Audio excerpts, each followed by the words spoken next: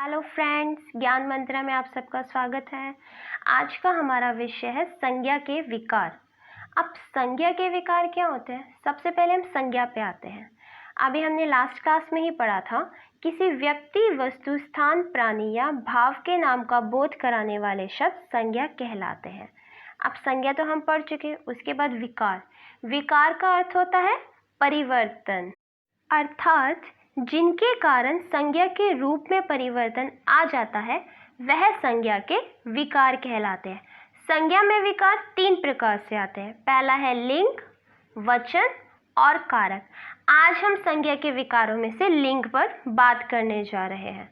अब सबसे पहले लिंग का अर्थ ही ले लेते हैं। लिंग का अर्थ होता है चिन्ह या पहचान का साधन, जिसके द्वारा हम उसके लिंग का ज्ञान करते हैं। अब लिंग की परिभाषा बहुत आसान है। शब्द के जिस रूप से यह पता चले कि वह पुरुष जाति का है या स्त्री जाति का, उसे व्याकरण में लिंग कहते हैं। अब लिंग में आप ऐसे भी देख सकते हो, जैसे लड़की स्त्रीलिंग है, लड़का पुरुष लिंग है। चलो अब कुछ उदाहरणों से समझते हैं वाक्य में इनका प्रयोग करके। बकरी मैं बोल रही है, घर आंगन में डोल रही है। अब इस वाक्य में बकरी, घर और आंगन तीनों ही संज्ञा शब्द है, लेकिन बकरी स्त्री सूचक शब्द है और घर व आंगन पुरुष सूचक शब्द है। इसके अलावा दूसरा वाक्य लेते हैं, लगते कितने प्यारे आम, सबके राज दुलारे आम। यहाँ आम और राज दुलारे जो दोनों ही संज्ञा है, लेकिन ये पुरुष सूचक शब्द है लिंग की दृष्टि से। अब लिंग के भेद देखते हैं। हिंदी में लिंग के 2 भेद किए जाते हैं, पुल्लिंग और स्त्रीलिंग। अब पुल्लिंग पे आते हैं। शब्द के जिस रूप से किसी प्राणी, वस्तु अथवा भाव के पुरुष जाति के होने का बोध होता है, उसे पुल्लिंग कहते हैं। अब इसके कुछ एग्जाम्पल आप देख सकते हैं, जैसे सूर्य पुल्लिंग है, हिमालय, भगत सिंह, शिक्षक, मेज आदि पुल्लिंग शब्द है। अब हम स्त्रीलिंग देखते हैं। शब्द के जिस रूप से किसी प्राणी, वस्तु अथवा भाव के स्त्री जाति के होने का बोध होता है, उसे स्त्रीलिंग कहते हैं। जैसे गंगा, अलमारी, कॉपी, मलाई, अमीरी, जीभ, ये सारे ही शब्द हमारे स्त्री सूचक शब्द हैं।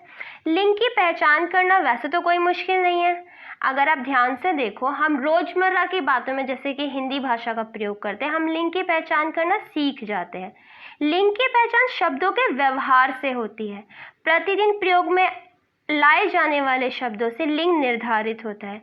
कुछ शब्द सदा पुल्लिंग होते हैं और कुछ सदा स्त्रीलिंग। ऐसे ही शब्दों के बारे में अब हम बात कर रहे हैं। पुल्लिंग की पहचान देखते हैं। प्राणीवाचक पुल्लिंग संज्ञाएं पुरुष, आदमी, मनुष्य, शेर, चीता, हाथी, कुत्ता, सांप, कबूतर, बंदर आदि, ये सारे प्राणीवाचक पुल्लिंग संज्ञाएं हैं। इसके अलावा अप्राणीवाचक पुल्लिंग संज्ञाएं भी होती है। अब कुछ संज्ञाएं ऐसी हैं जो सदा पुल्लिंग रहती है। अब हम उनके बारे में बात कर रहे हैं, जैसे कि फलों के नाम सदा ही पुल्लिंग में मिलेंगे, जैसे आम, सेब, केला, संतरा, चीकू आदि। दिनों के नाम भी हमेशा पुल्लिंग में मिलते हैं, सोमवार, मंगलवार, बुधवार आदि। वृक्षों के नाम भी पुल्लिंग में मिलेंगे, नीम, बरगद, बबूल, आम आदि। महीनों के नाम जनवरी, फरवरी, मार्च, अप्रैल आदि, ये सारे क्या है हमारे पुल्लिंग, जो हमेशा ही पुल्लिंग रहते हैं। पर्वतों के नाम हिमालय, कैलाश, अरावली आदि, ये सारे ही हमारे पुल्लिंग शब्द है। इसके अलावा देशों के नाम भारत, नेपाल, चीन, अमेरिका, इन सब का पुल्लिंग में प्रयोग किया जाता है। धातुओं के नाम सोना, पीतल, तांबा, लोहा आदि पुल्लिंग में प्रयोग किया जाता है। इसके अलावा एक चांदी है जो स्त्रीलिंग में प्रयोग किया जाता है।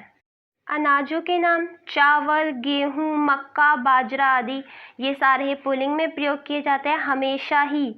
और मूल्यवान पत्थर है, रत्न है, हीरा, पुखराज, नीलम, पन्ना, मोती आदि, इन सब का प्रयोग हमेशा ही पुल्लिंग में किया जाता है। ये जितने भी नाम मैंने बताए, ये हमेशा पुल्लिंग में प्रयोग किए जाएंगे। इसके अलावा स्त्रीलिंग की पहचान भी देख लेते हैं। स्त्रीलिंग में भी बहुत सारे ऐसे नाम हैं जो हमेशा ही स्त्रीलिंग में ही गिने जाएंगे, जैसे कि तिथियों के नाम पहली, दूसरी, प्रथमा, पंचमा आदि। लिपियों के नाम देवनागरी, रोमन, गुरुमुखी आदि। भाषाओं के नाम हिंदी, बंगला, मलयालम।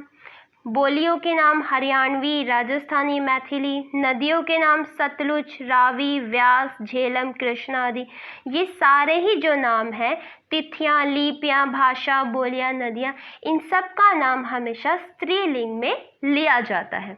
अब हमने पूरा लिंग पढ़ लिया, अब इसके बाद थोड़ा सा इसकी रिवीजन कर लेते हैं। हम इनका देख लेते हैं, पुल्लिंग और स्त्रीलिंग कैसे इन्हें बदला जाता है। बालक, बालिका। नाना, नानी। हाथी, हथनी। माली, मालिन। दास, दासी। पुत्र, पुत्री। नर, नारी। बाप, माँ। अब इसमें ये जो बालक है ये हमारा क्या है, पुल्लिंग, बालिका स्त्रीलिंग। इस तरीके से आप इसे समझ सकते हो।